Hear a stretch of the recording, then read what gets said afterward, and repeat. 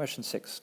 Ava writes down 5 whole numbers. For these 5 numbers, the median is 7, the mode is 8, and the range is 5. Find a possible value for each of the 5 numbers that Ava writes down. So this possible value tells you that there's more than one correct answer here.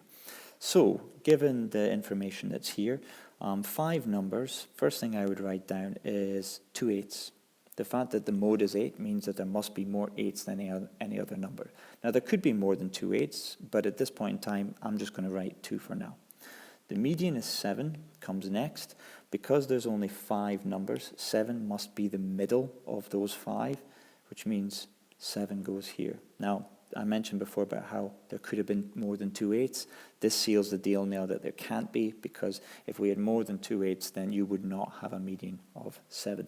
So there can be a trial and improvement to this, where you start off, maybe you start with the range is 5, and you pick biggest and smallest numbers were 10 and 15, for example, but then you find something in the others wouldn't make sense for what goes in the middle. So there can be a kind of guessing your way towards a final answer here.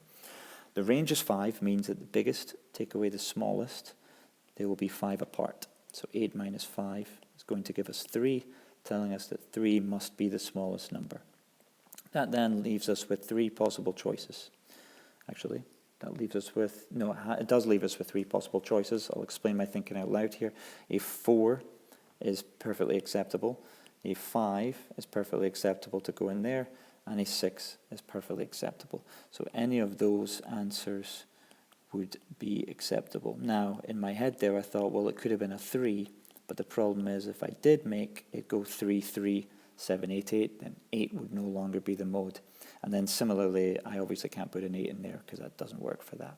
So our possible answers I'm listing here with either a 4, 5, or 6, also with a 3, a 7, and 2 8s. Done.